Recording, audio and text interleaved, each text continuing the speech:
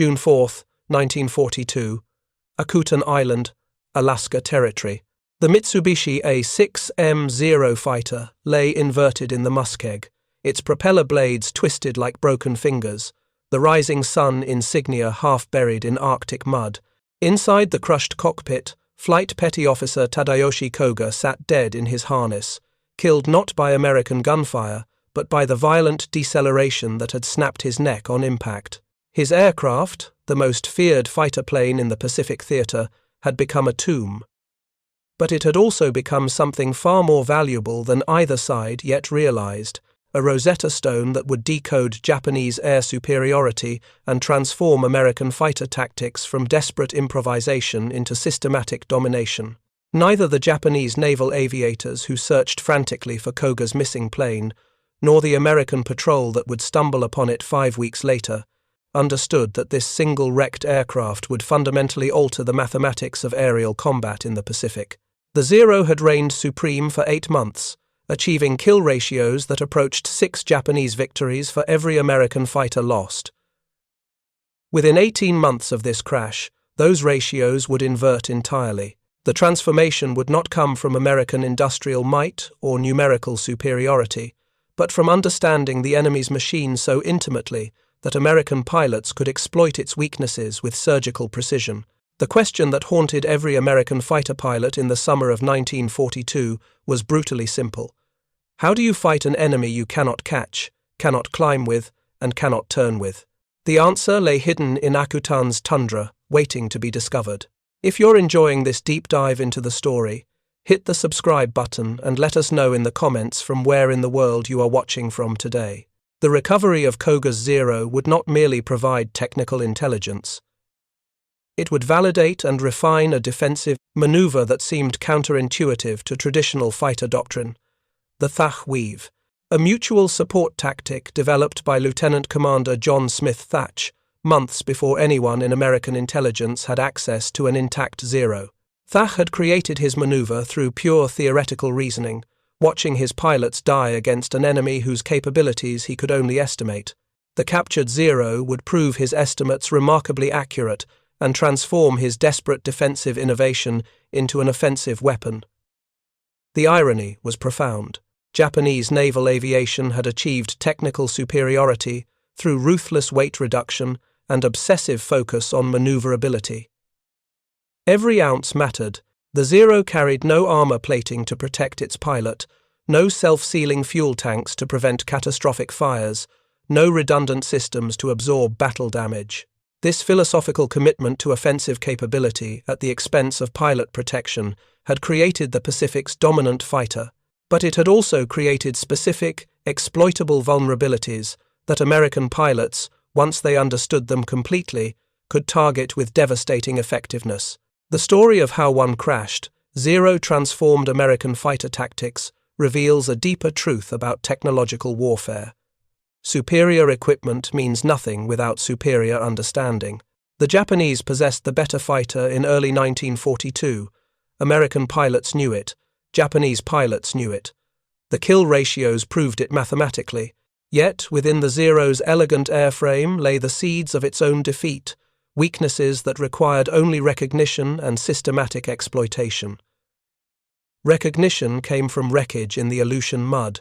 Systematic exploitation came from pilots willing to abandon traditional fighter doctrine and embrace tactics that their training had never envisioned. This is the story of how engineering analysis and tactical innovation combined to transform American fighter combat from a desperate holding action into a systematic dismantling of Japanese naval aviation. Part 2. Building the World, the Zero's Dominance, December 7th, 1941 through June 4th, 1942.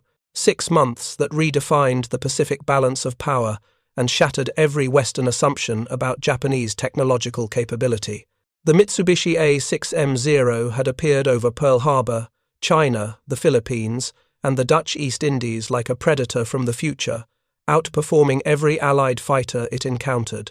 American, British, and Dutch pilots who survived combat against Zeros returned with reports that their superiors initially dismissed as panic or exaggeration. No fighter could be that maneuverable, that fast-climbing, that long-ranged. The reports were not exaggerated. The Zero's performance specifications seem to violate the fundamental compromises of aircraft design. Maximum speed of 331 miles per hour at 16,000 feet, service ceiling of 33,000 feet, combat radius exceeding 1,000 miles with external drop tank, turn radius so tight that Allied pilots attempting traditional dogfighting maneuvers found themselves flying into Japanese gun sites with mathematical inevitability. The Zero could outturn, outclimb, and outrange every carrier-based fighter the United States Navy possessed in early 1942.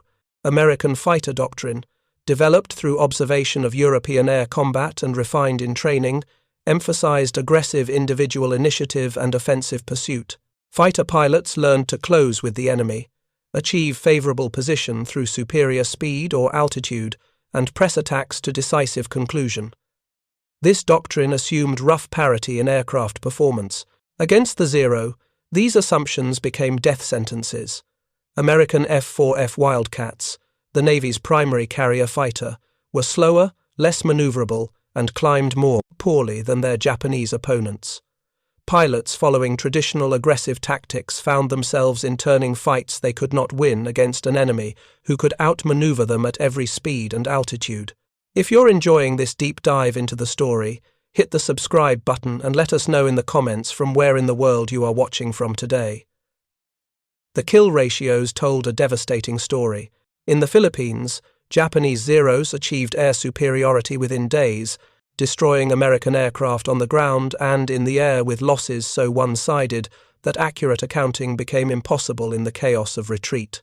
Over Java and Sumatra, Dutch and British pilots discovered that their Brewster Buffalos and Hawker Hurricanes were simply outclassed. The few combat reports that reached Allied intelligence headquarters described an enemy fighter that seemed to violate physics itself. How could a carrier-based fighter with 1,000-mile range also outturn land-based interceptors designed purely for maneuverability? The answer lay in Japanese design philosophy that American engineers, trained in different traditions, had not anticipated. Chief designer Jiro Horikoshi and his team at Mitsubishi had pursued weight reduction with fanatic dedication. Every component was engineered to minimum necessary strength, eliminating any safety margin that might add unnecessary ounces. The result was an airframe that weighed less than 4,000 pounds empty, nearly a ton lighter than the American Wildcat. This weight advantage translated directly into superior performance in every measure except one: structural strength under high-speed maneuvers and heavy battle damage.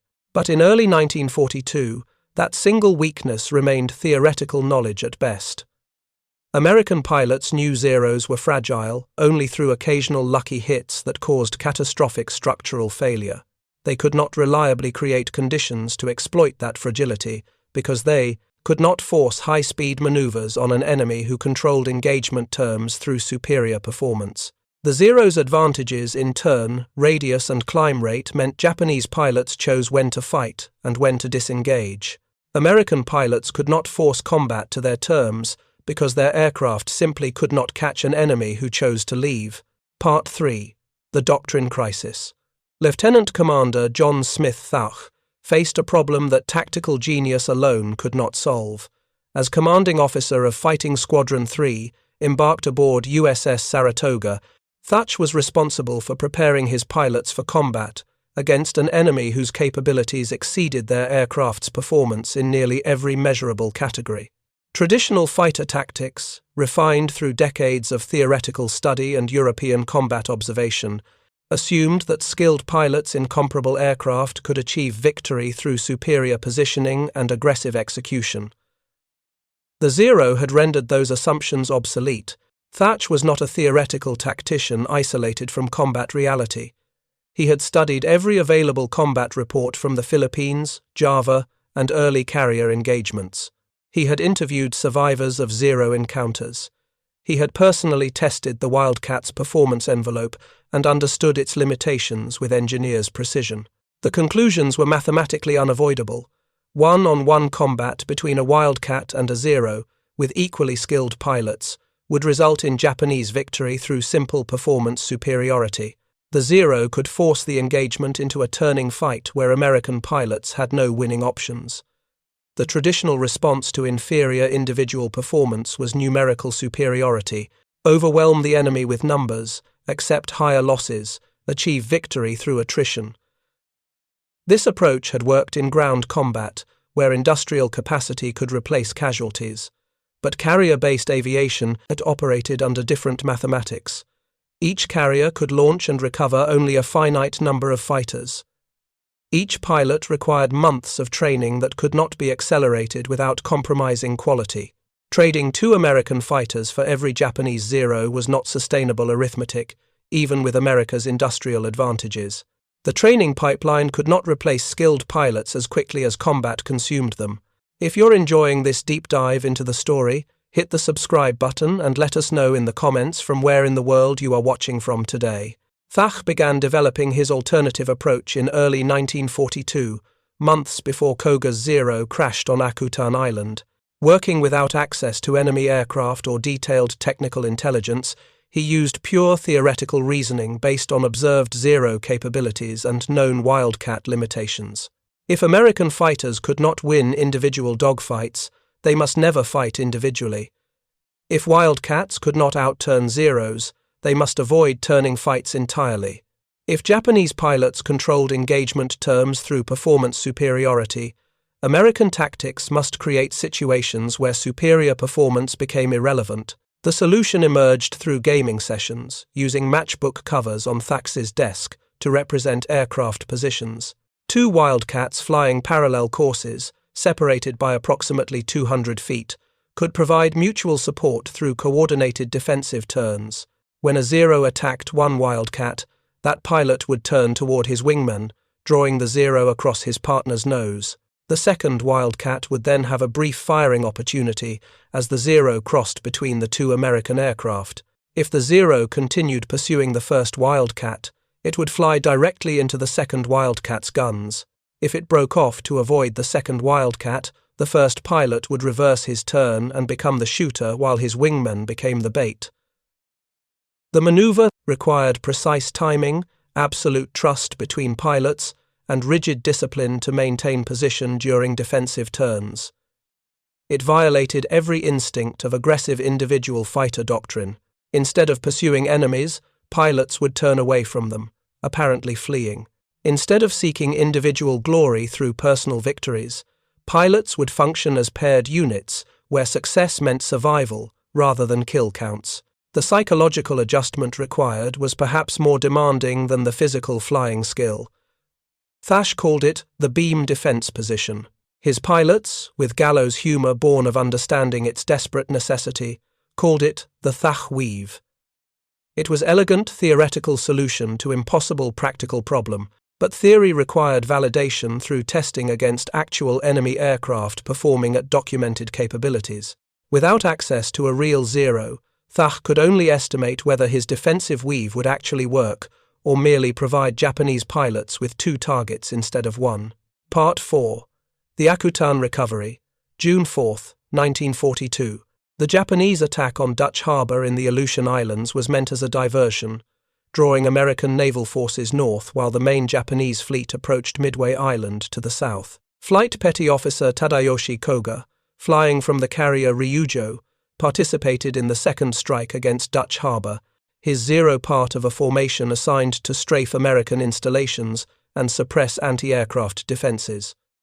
During the attack, ground fire struck Koga's aircraft.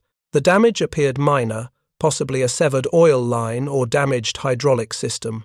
Koga's wingmen reported seeing him wave, signaling he was uninjured but could not maintain formation for the return flight to the carrier.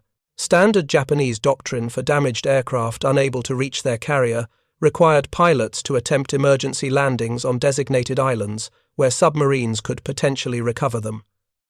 Koga selected Akutan Island, 45 miles from Dutch Harbor, where flat terrain near the coast appeared suitable for wheels-up landing. What Koga could not see from altitude was that the apparently flat ground was actually muskeg, saturated tundra that appeared solid from above but offered no support for landing aircraft. When his Zero touched down at approximately 90 miles per hour, The soft ground grabbed the aircraft's belly, flipping it inverted instantly. The deceleration forces exceeded human tolerance. Koga died on impact, still strapped in his cockpit. Japanese search aircraft looked for Koga for 3 days, flying reconnaissance patterns over the Aleutians. They never spotted his overturned Zero, its camouflage blending perfectly with the tundra and its inverted position making it nearly invisible from above. Japanese command eventually listed Koga as missing, presumed dead. His Zero remained undiscovered for 5 weeks, gradually sinking deeper into the muskeg as summer temperatures thawed the permafrost beneath it. July 10, 1942. Navy Lieutenant William Thach, flying a Catalina patrol aircraft on routine reconnaissance, spotted something unusual on Akutan Island during a low-altitude pass. The object's shape was wrong for natural terrain features. Thach circled lower, confirming what seemed impossible. An intact Japanese Zero, inverted but apparently structurally undamaged, sitting in otherwise empty wilderness. The discovery triggered immediate excitement at Naval Intelligence Headquarters. Every previous Zero examined by American forces had been wreckage from combat, burned or shattered beyond useful analysis. This aircraft appeared recoverable. The recovery operation launched within days. The Navy dispatched the salvage ship USS Dent with a specialized team, including aviation mechanics, structural engineers, and intelligence officers. The Aleutian weather provided typically miserable conditions: cold rain, thick fog, winds that made beach landings dangerous. The team reached the crash site on July 15th and began assessment. The Zero had indeed survived remarkably intact. The engine was undamaged. The airframe showed no combat damage beyond the initial ground fire hit that had forced Koga's emergency landing. The inverted position had actually protected critical components from weather exposure. If you find this story engaging, please take a moment to subscribe and enable notifications. It helps us continue producing in-depth content like this. Recovering the aircraft required solving multiple engineering challenges.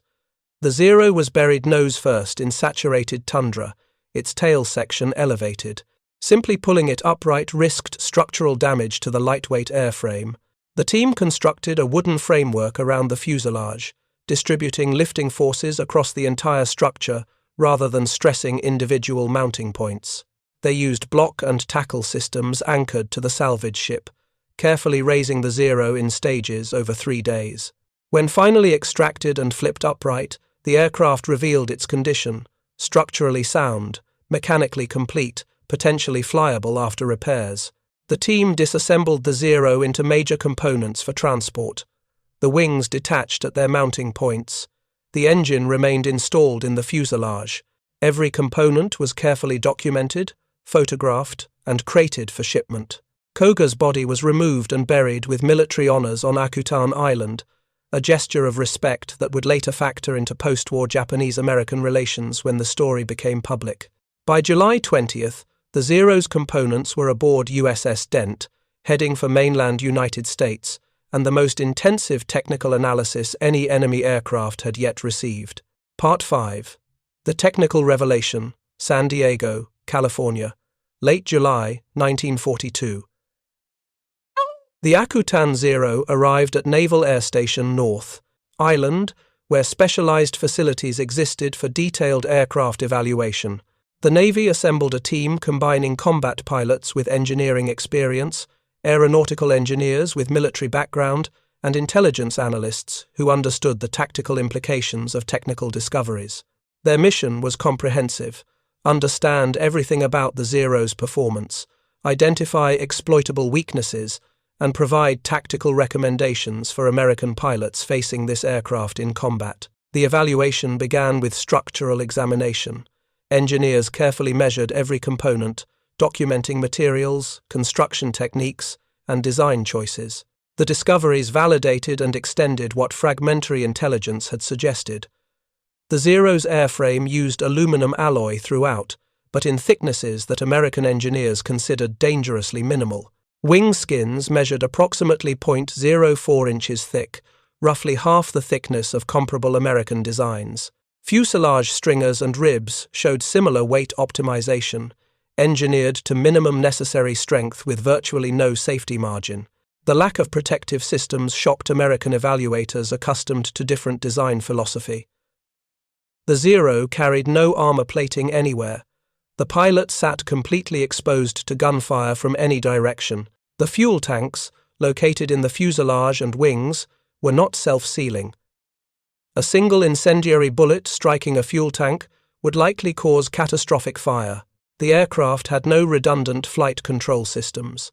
Damage to control cables or hydraulic lines would immediately render the Zero uncontrollable. These discoveries revealed the price Japanese designers had paid for superior performance, an aircraft that would disintegrate under punishment that American fighters could absorb and survive. The engine examination proved equally revealing. The Nakajima Sakai radial engine displaced 1,000 cubic inches and produced approximately 940 horsepower at takeoff, comparable to American radial engines of similar displacement.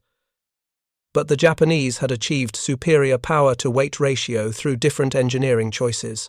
The engine used shorter stroke and higher revolution speeds than American designs, producing more power from similar displacement at the cost of reduced mechanical durability. Combined with the lightweight airframe, this engine provided the Zero with superior climb rate and acceleration. The control surface examination explained the Zero's legendary maneuverability. The ailerons, elevator, and rudder were perfectly balanced and required remarkably light control forces across the entire speed range.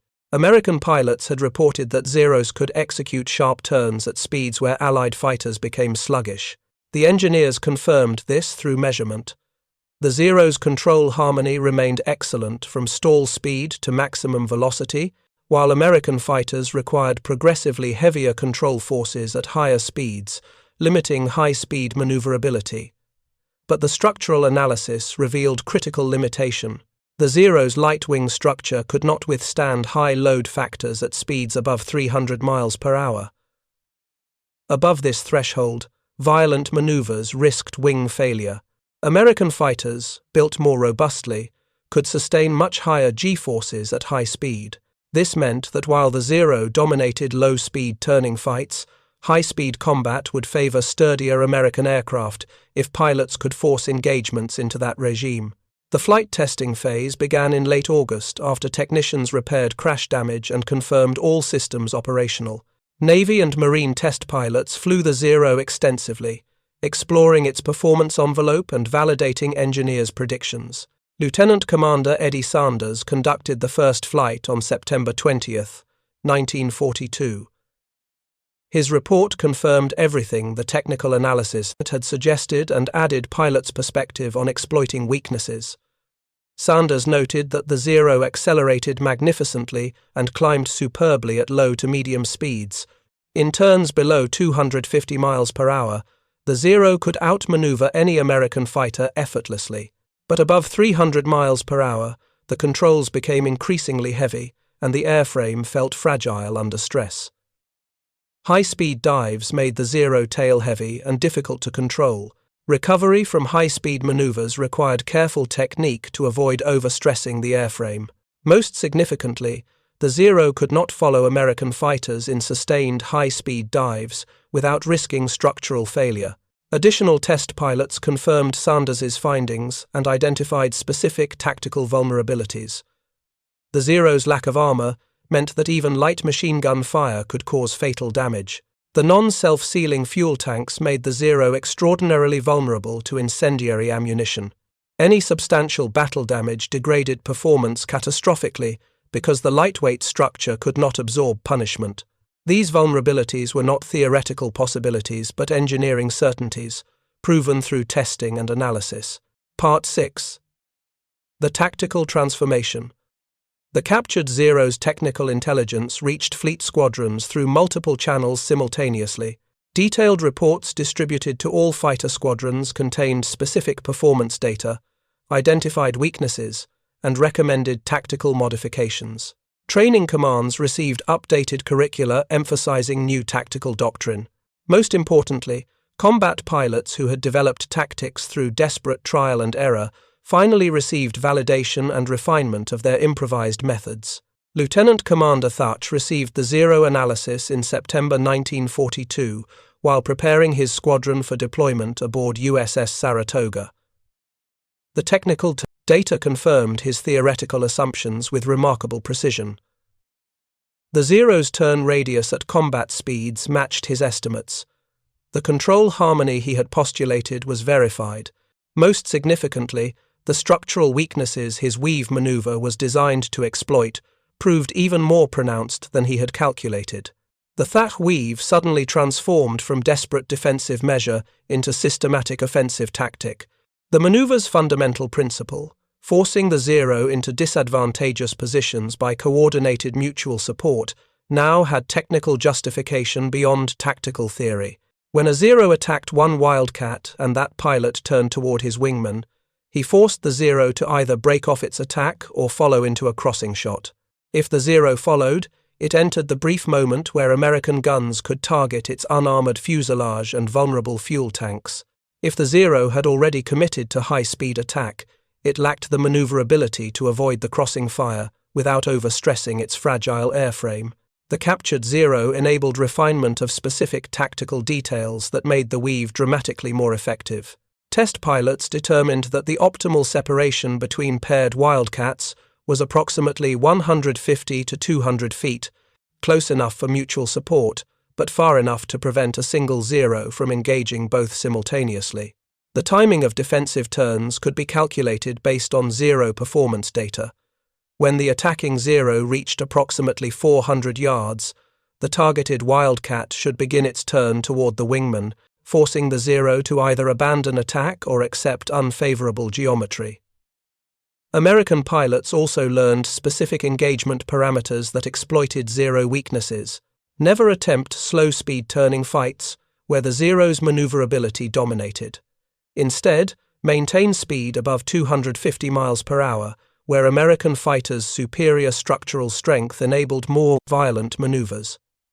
Use altitude advantage to build speed in diving attacks, then extend away in high-speed climbs that the Zero could not follow, without risking structural failure. Concentrate fire on the Zero's unarmored fuselage and fuel tanks, using incendiary ammunition specifically loaded to ignite non-self-sealing tanks. The technical intelligence also revealed a psychological vulnerability. Japanese pilots, trained in the Zero's superior performance, expected American fighters to flee or fight defensively. The Thach weave appeared defensive, with American pilots turning away from attackers. But this apparent retreat was actually tactical positioning. When Japanese pilots followed what looked like fleeing prey, they flew directly into coordinated defensive fire. The psychological impact of this reversal, finding themselves suddenly targeted while attacking apparently defenseless enemies, disrupted Japanese tactical confidence. Training squadrons began intensive practice of coordinated tactics using the verified Zero performance data. Pilots flew repetitive drills, ingraining the precise timing and positioning required for effective mutual support.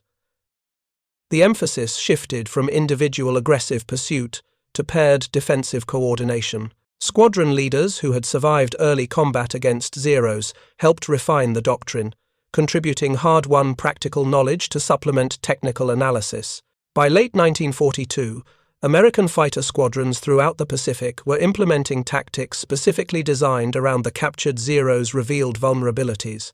The transformation was not instantaneous or universal. Some squadrons adapted quickly, their pilots embracing coordinated tactics. Others resisted changing from traditional aggressive individual doctrine, but combat results began demonstrating the effectiveness of the new approach. Fighter units employing coordinated mutual support tactics started achieving favorable kill ratios against Zeros, reversing the devastating losses of early 1942, October 26, 1942. The Battle of the Santa Cruz Islands provided the first major test of American fighter tactics refined through captured Zero analysis. Fighting Squadron 10, equipped with Wildcats and trained in coordinated mutual support tactics, engaged Japanese Zero fighters, protecting carrier strike aircraft, attacking USS Enterprise and USS Hornet. The engagement demonstrated both the possibilities and limitations of the new tactical doctrine. Lieutenant Stanley Swede Veitasa, flying from Enterprise, employed the Thach weave principles during a desperate defense against overwhelming numbers of Japanese aircraft. When Zeros attacked his section, Veitasa and his wingmen executed coordinated defensive turns, forcing attacking Zeros to cross between their aircraft into concentrated fire. The tactics worked precisely as the captured Zero analysis predicted. Japanese pilots, expecting individual dogfights where their superior maneuverability would dominate, instead found themselves targeted during attack runs. Veitasa personally shot down 7 Japanese aircraft in a single engagement, a feat that demonstrated how coordinated tactics could multiply individual effectiveness. But the battle also revealed that tactics alone could not overcome numerical disadvantage. Japanese forces sank USS Hornet and heavily damaged Enterprise despite American tactical improvements.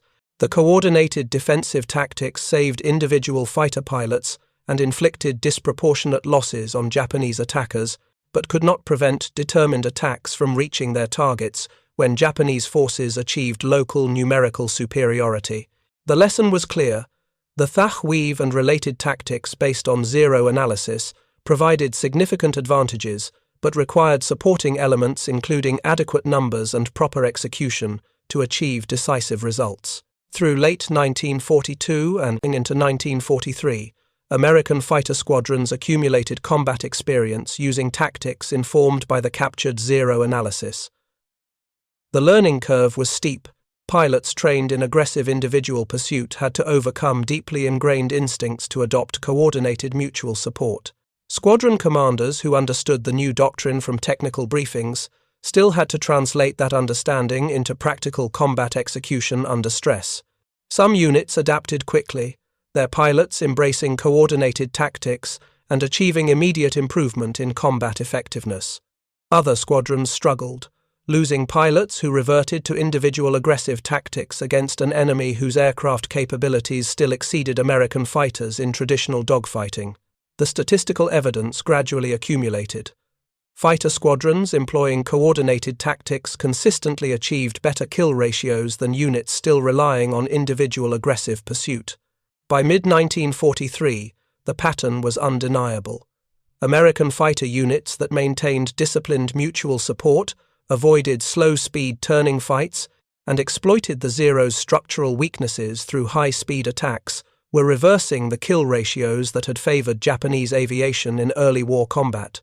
The Guadalcanal campaign, from August 1942 through February 1943, became an extended laboratory for testing and refining American fighter tactics.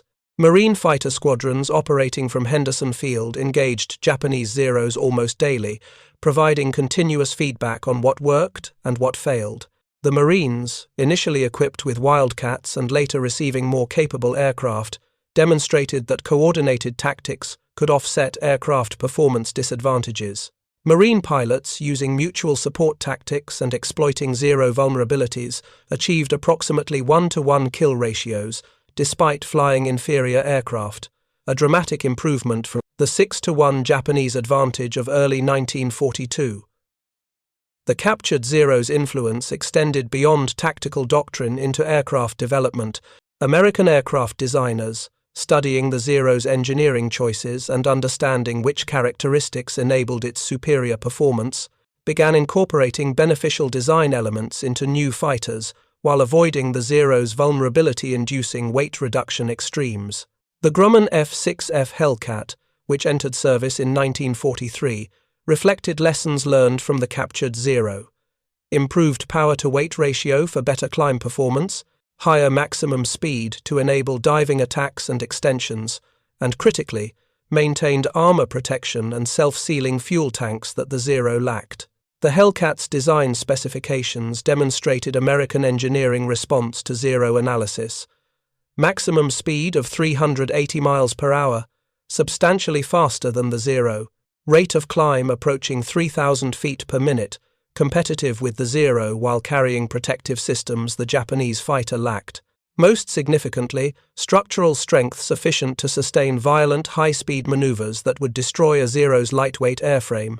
The Hellcat was not merely a better fighter than the Wildcat.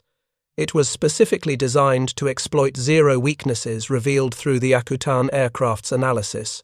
Part 8. The Strategic Transformation. By mid-1943, the cumulative effects of improved American fighter tactics and new aircraft specifically designed to exploit Zero vulnerabilities began producing strategic results that transcended individual combat engagements. Japanese naval aviation, which had achieved air superiority across the Pacific in early 1942 through combination of superior aircraft and superbly trained pilots, found itself increasingly unable to maintain that superiority against American forces employing systematic countermeasures. The attrition mathematics had reversed. In early 1942, Japanese Zeros achieved kill ratios approaching 6-1, meaning American forces lost 6 fighters for every Zero destroyed. This ratio was unsustainable even with American industrial advantages, because pilot training could not be accelerated sufficiently to replace losses. By late 1943, American fighter squadrons using tactics informed by captured Zero analysis and flying aircraft designed to exploit Zero weaknesses were achieving kill ratios of 3-1 or better in favor of American forces. This reversal reflected not just improved American performance but also the compounding effects of Japanese pilot attrition. Japanese naval aviation faced a crisis that captured Zero analysis had helped create, but that Japanese strategic decisions had made inevitable. Japan's pilot training program produced highly skilled aviators through intensive, time-consuming instruction, but the program could not scale to replace combat losses. Each experienced pilot lost represented irreplaceable capability. American tactics that exploited Zero vulnerabilities accelerated Japanese pilot attrition beyond sustainable rates. The captured Zero had revealed that Japanese aircraft superiority rested on fragile foundation, superior performance achieved through eliminated safety margins. When American pilots learned to exploit those eliminated margins through systematic tactics, Japanese losses accelerated catastrophically. The Battle of the Philippine Sea in June 1944 demonstrated the complete transformation American fighter tactics had undergone since early war encounters with Zeros. American fighter pilots, now predominantly flying Hellcats and employing coordinated tactics refined through 2 years of combat experience and continuous analysis, achieved one of the most one-sided aerial victories in naval history. In engagements that pilots nicknamed the Great Marianas Turkey Shoot, American fighters destroyed approximately 300 Japanese aircraft, while losing fewer than 30 American planes. The kill ratios at Philippine Sea, approximately 10-1 in favor of American forces, represented complete reversal from early war combat. The transformation resulted from multiple factors: superior American aircraft, overwhelming numerical advantage, radar-directed interception, and critically, systematic tactical doctrine that exploited Japanese aircraft vulnerabilities revealed through the captured Zero analysis. American pilots no longer feared the Zero. They understood its capabilities precisely, knew its weaknesses intimately, and employed tactics specifically designed to force combat into parameters where American advantages dominated. The captured Zero's intelligence value extended into 1944 and 1945 as American forces encountered improved Japanese fighters, including the Kawanishi N-1K George and the Mitsubishi J-2M Jack. Analysis teams used understanding gained from the Akutan Zero to accelerate evaluation of new Japanese types. The baseline knowledge of Japanese design philosophy, engineering choices, and tactical doctrine enabled faster identification of new aircraft capabilities and vulnerabilities. The systematic approach to enemy aircraft analysis, pioneered with the Akutan Zero, became standard practice for all captured enemy equipment. Japanese forces never captured and analyzed an American fighter with comparable thoroughness. This asymmetry in technical intelligence proved strategically significant. American pilots increasingly understood their enemy's capabilities better than Japanese pilots understood American aircraft. The intelligence advantage compounded over time as American forces captured additional Japanese aircraft and equipment, building comprehensive understanding of Japanese military technology, while Japanese forces operated with fragmentary knowledge of American capabilities. The human cost of early war air combat, when American pilots faced Zeros without adequate tactical doctrine or technical understanding, remained sobering. Hundreds of American naval aviators died in 1942 fighting an enemy whose aircraft capabilities exceeded their own and whose tactics they imperfectly understood. The captured Zero could not resurrect those pilots or erase those losses, but the intelligence it provided helped ensure that subsequent generations of American fighter pilots entered combat with systematic understanding rather than deadly ignorance. The transformation from 6-1 Japanese advantage to 3-1 American advantage represented lives saved through knowledge gained. Part 9. The Cost of Truth Flight. Petty Officer Tadayoshi Koga never knew that his death would contribute to his nation's defeat. His emergency landing on Akutan Island was pure misfortune, a damaged aircraft and unsuitable terrain combining to produce fatal accident. His decision to attempt landing rather than ditch in the ocean followed standard Japanese procedures. His commander's decision not to destroy the downed aircraft, assuming it had been wrecked beyond recovery or intelligence value, followed reasonable assessment given the information available. None of these individual decisions were mistakes by the standards and knowledge of June 1942. Yet their cumulative result was strategic intelligence disaster for Japanese naval aviation. The irony cuts deeper when examining Japanese military culture's relationship with technological secrecy and tactical innovation.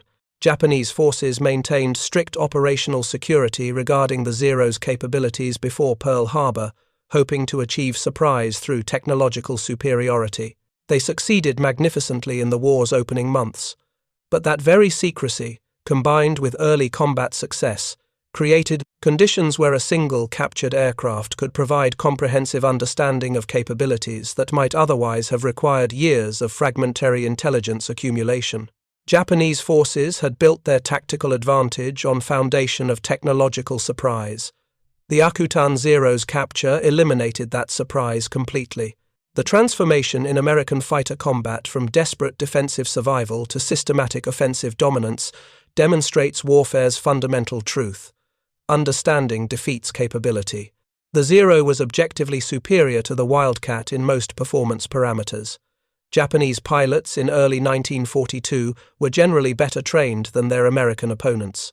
Yet by 1944, American fighter pilots consistently defeated Japanese opponents despite those initial disadvantages. The transformation came through understanding gained from captured equipment, systematic analysis, tactical innovation, and disciplined implementation of doctrine designed to exploit enemy weaknesses while minimizing friendly vulnerabilities. Lieutenant Commander John Thach's contribution deserves particular recognition. He developed the weave maneuver through pure theoretical reasoning before anyone in American intelligence possessed intact Zero. His analysis of the tactical problem, based solely on combat reports and observed enemy capabilities, produced a solution that the captured Zero's analysis later validated and refined. Thach demonstrated that systematic thinking could produce effective countermeasures even against superior enemy equipment. The captured Zero transformed his theoretical solution into proven tactical doctrine, but the intellectual foundation existed independently. Thach received the Navy Cross for his tactical innovations and continued serving throughout the war, eventually retiring as admiral. His weave maneuver remained standard defensive tactic for coordinated fighter operations long after the Zero itself. It became obsolete. The Akutan Zero itself, after contributing to the most intensive technical analysis any enemy aircraft had yet received, continued service as training and demonstration aircraft. Test pilots flew it in comparative trials against new American fighters, providing combat pilots with first-hand experience of enemy capabilities. The aircraft participated in war bond drives, displayed to American civilians as tangible evidence of Japanese technological capability and the importance of industrial production. In late 1943, during a demonstration flight, the Zero suffered engine failure and crash-landed, finally ending its intelligence contribution through accidental destruction. The broader legacy extends beyond specific tactical improvements or aircraft development. The Akutan Zero established systematic approach to enemy equipment analysis that became standard practice throughout the war and beyond. Captured enemy equipment was no longer merely battlefield trophy, but intelligence resource requiring comprehensive technical evaluation, tactical analysis, and rapid dissemination of findings to combat units. This systematic approach to technical intelligence became a permanent feature of American military practice, continuing through subsequent conflicts and into modern era. The mathematical transformation tells the essential story with brutal clarity. June 1942. Japanese Zero fighters achieving 6-to-1 kill ratio advantage over American naval fighters. June 1944. American fighters achieving 10-to-1 kill ratio advantage over Japanese naval aviation. The reversal reflected multiple factors including improved American aircraft, numerical superiority, and progressive Japanese pilot attrition. But tactical doctrine, informed by the captured Zero analysis, provided the foundation enabling American pilots to exploit Japanese vulnerabilities systematically rather than discovering them through costly trial and error. Flight Petty Officer Koga's emergency landing on Akutan Island accomplished what no American intelligence operation could have achieved in months of effort: complete technical understanding of the Pacific Theater's dominant fighter aircraft. His death, meaningless in immediate tactical terms, produced strategic intelligence that accelerated American fighter aviation's transformation from defensive inadequacy to offensive dominance. The cost of that truth, measured in Japanese lives lost to tactics and aircraft specifically designed to exploit Zero weaknesses, ultimately contributed to ending the war that Koga had fought to win. The story concludes where it began, with a crashed Zero in Aleutian tundra and a question about how to fight an enemy you cannot catch, cannot climb with, cannot turn with. The answer, discovered through systematic analysis of a single captured aircraft and implemented through disciplined tactical innovation, transformed American fighter combat from desperate improvisation into systematic science. The Zero that had terrorized Allied pilots across the Pacific became the teacher that enabled its own defeat, its secrets extracted through careful study and translated into tactical doctrine that reversed the mathematics of aerial combat. Understanding had defeated capability. Knowledge had overcome technological superiority. The transformation from 6-to-1 disadvantage to 6-to-1 advantage proved that warfare's deepest truth, the side that understands its enemy, most completely controls the terms of engagement, regardless of initial equipment advantages. Thank you for watching. For more detailed historical breakdowns, check out the other videos on your screen now, and don't forget to subscribe.